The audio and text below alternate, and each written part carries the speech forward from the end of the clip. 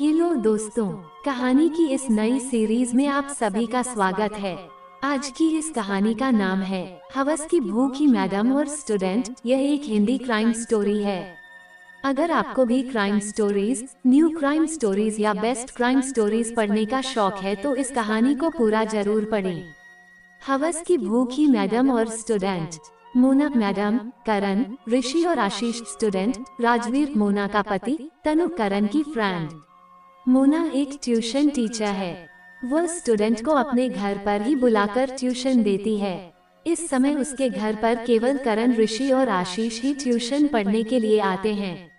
ऋषि और आशीष 22 साल के हंसमुख नौजवान है। देखने में दोनों ही एवरेज है, लेकिन करण 23 साल का एक हैंडसम लड़का है जिसे देखकर कोई भी लड़की उसके प्यार में पागल हो जाए। क्लास खत्म होने के बाद करण, ऋषि और आशीष तीनों अपना बैग लेकर घर से बाहर निकलते हुए अपनी मैडम को बाय बोलकर चले जाते हैं। शाम का वक्त। मोना फ्रेश होकर अपनी बेडरूम में आती है। उसने नाइट ड्रेस पहना हुआ है। वह अपनी जवानी को निहारने के लिए शीशे के सामने खड़ी हो जाती है। तभी दरवाजे पर राजवीर दस्तक देता है। इस समय राजवीर नशे में था। उसकी आंखों में हवस की परछाई साफ नजर आ रही थी। राजवीर आगे बढ़ता है और मोना को अपनी बाहों में भर लेता है। मोना उसे रोकने की कोशिश करती है। राजवीर, आज बहुत मन कर रहा है। उद्धरण चिन्ह। मोना, क्या कर रहे हो ये? छोड़ो मुझे। उद्धरण चिन्ह। राजवीर, क्या हो गया? उद्धरण चिन्ह। मोना, छोड़ो मुझे, मेरा कोई मूड नहीं है। उद्धरण चिन्ह। इतने में राजवीर ने मोना को बिस्तर पर सीधा लिटा दिया और उसके दोनों हाथों को अपने हाथों में थामते हुए उसकी गर्दन को चूमने लगा। मोना उसे लगातार रोकने की कोशिश कर रही थी, लेकिन राजवीर नहीं रुका। थोड़ी देर बाद मोना भी इस मस्ती में खो गई। उसके चेहरे पर मुस्कुराहट छाने लगी, लेकिन तभी उसके कानों में राजवीर के खर्राटों की आवाज गूंजने लगी। मोना ने राजवीर को धक्का दिया तो उसने देखा कि राजवीर तो सो चुका है। उसे ये देखकर काफी निराशा हुई। वह तुरंत अपने कपड़े ठीक करके नीचे हॉल में गई। वह अपने पति की शराब की लत के बारे में सोचकर अफसोस कर ही रही थी कि तभी टेबल पर रखा उसका फोन बज उठता है। मोना, मुझे तुमसे मिलना है। करण, सोच लो, अगर आज मैं तुमसे मिला तो मैं कल की तरह खुद को रोकूंगा नहीं। उद्धरण चिन्ह। मोना, मैं भी तुम्हें नहीं रोकूंगी। उद्धरण चिन्ह। करीब 10 मिनट बाद दरवाजे पर खटखट की आवाज आती है। मोना हिचकिचाते हुए दरवाजा खोलती है। सामने एक 6 फुट का जवान लड़का काली जैकेट पहने हुए खड़ा था। उसने अपने सिर पर ब्लैक कैप भी पहना हुआ था, जिससे उसका चेहरा ठीक से नजर नहीं आ रहा था। तभी उसने अपनी टोपी को उतारा। मोना, तुम? उद्धरण चिन्ह। दोनों एक दूसरे को देखकर मुस्कुराते हैं। करण अपने दोनों हाथों को मोना के कंधों पर रखता है और उसे हाल तक लेकर जाता है। वह मोना को सोफे पर सीधा लिटा देता है और खुद भी ऊपर लेट जाता है। उसके बाद दोनों रोमांस में खो जाते हैं। रोमांस के बाद। करण, क्या देख रही हो? उद्धरण चिन्ह। मोना, मैंने कभी नहीं सोचा था कि वो अजनबी तुम होगे। उद्धरण चिन्ह। करण, मैंने तो जब से आपको पहली बार देखा उसी दिन से आपको अपना दिल दे दिया। मतलब सोते जागते हर समय आप मेरे दिल और दिमाग में छाई रहती हो। उद्धरण चिन्ह। मोना, अच्छा, ऐसा क्या है मुझ में? उद्धरण चिन्ह। करण, ऐसा ये है कि मैंने आपसे ज्यादा खूबसूरत औरत आज तक नहीं देखी। जितनी खूबसूरत आप बाहर से हैं, उतनी ही खूबसूरत आप अंदर से भी हैं। इसलिए मैं आपसे इतना प्यार करता हूँ मैडम। उद्धरण चिन्ह। मोना, मैम। उद्धरण चिन्ह। Karan, sorry Mona, I love you. उद्धरण चिन्ह। दोनों एक दूसरे की निगाहों में निगाहें डालकर बात कर रहे होते हैं। तभी करण मोना के माथे को चूमता है। मोना को अच्छा लगता है और वह अपने सिर को करण की छाती पर रखकर लेट जाती है। अगले दिन ट्यूशन क्लास शुरू हो चुकी है। करण, ऋषि और आशीष तीनों अपने नोट्स तैयार करने में लगे हुए हैं। तभी मोना करण के पास जाती है और उसके हाथ से कलम छीन लेती है। करण नटखट अंदाज में अपनी कलम को वापस लेने के लिए मोना के हाथ पर हाथ फेरने लगता है। ऋषि और आशीष भी यह सब देख रहे होते हैं। ये देखकर वे दोनों काफी कंफ्यूज हो जाते हैं। मोना अपने दूसरे हाथ से करण के कंधों को सहलाने लगती है। इतने में ट्यूशन क्लास बंद करने का समय हो जाता है और तीनों स्टूडेंट्स मोना को बाय बोलकर चले जाते हैं। मोना तीनों के जाने के बाद तुरंत दरवाजा बंद करने लगती है, लेकिन तभी करण वापसी देता है और मोना को पीछे करके खुद दरवाजा बंद करता है। उसके बाद वह मोना को अपनी बाहों में भर लेता है और उसके गोरे बदन से खेलने लगता है।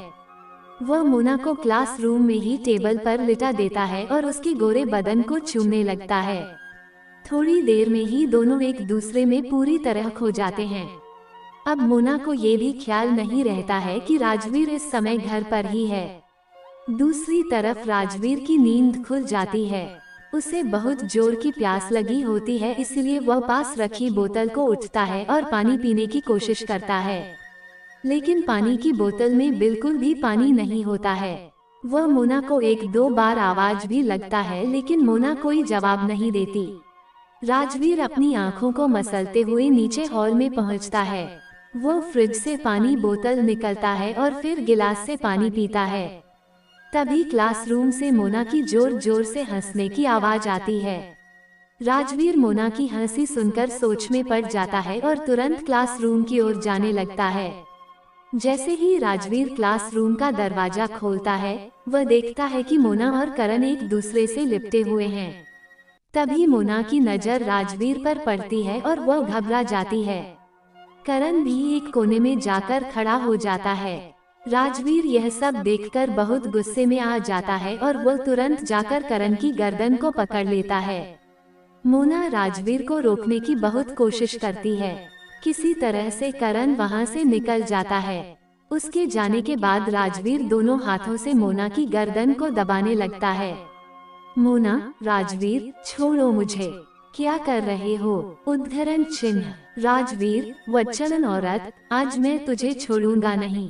उद्धरण चिन्ह। मोना, मैं भी इंसान हूँ, मेरी भी जरूरतें हैं, मेरे भी जज्बात हैं। उद्धरण चिन्ह। राजवीर, आज तेरा कोई भी बहाना नहीं चलने वाला, समझी? मेरी नजरों के सामने पराये मर्द के साथ उसकी सिर्फ और सिर्फ एक सजा, मौत। उद्धरण चिन्ह। मोना, मैं मर गई तो तुम्हारी शराब का पैसा कौन देगा? उद्धरण चिन्ह। ये सुनते ही राजवीर मोना की गर्दन से अपना हाथ वापस ले लेता है। मोना खांसते हुए नॉर्मल होने की कोशिश करती है। मोना, राजवीर, हमारा रिश्ता तो कब का खत्म हो चुका है। अच्छा यही होगा कि तुम मुझे मेरी शर्तों पर जीने दो और जिंदगी भर मैं तुम्हारा खर्चा उठाती रहूंगी। बोलो, मंजूर है? उद्धरण चिन्ह। राजवीर बिना कुछ कहे वहां से चला जाता है। करण, नहीं नहीं, मैं अब तुम्हारे घर नहीं आऊंगा। कल ही तो तुम्हारे पति ने मेरे ऊपर हमला कर दिया था। उद्धरण चिन्ह। मोना, मेरा यकीन मानो करण, मैंने बात संभाल ली है, तुम टेंशन मत लो और घर आओ। उद्धरण चिन्ह। करण, देखो, मैं नहीं आ रहा। उद्धरण चिन्ह। मोना, अरे मैंने कहा ना, मैंने बात संभाल ली है, तुम बस घर आओ। उद्धरण चिन्ह। करण, अच्छा ठीक है। उद्धरण चिन्ह। थोड़ी देर में करण मोना के घर पहुंचता है। राजवीर दरवाजा खोलता है। राजवीर करण को देखकर आग बबूला हो जाता है, लेकिन तभी मोना, करण, अंदर आओ ना, क्लास कब के शुरू हो चुकी है। उद्धरण चिन्ह। क्लास में पहुंच जाने के बाद मोना, आज से एक हमें नया स्टूडेंट ज्वाइन करने वाला है। उद्धरण चिन्ह। मोना, तनु, प्लीज कम तनु। उद्धरण चिन्ह। मोना, ये तनु है, BNT कॉलेज में पढ़ती है। उद्धरण चिन्ह। ऋषि, हाय तनु। उद्धरण चिन्ह। मोना, तनु जाओ जाकर बैठो। उद्धरण चिन्ह। क्लास खत्म हो जाने के बाद तनु, क्या तुम्हारा नाम करण है?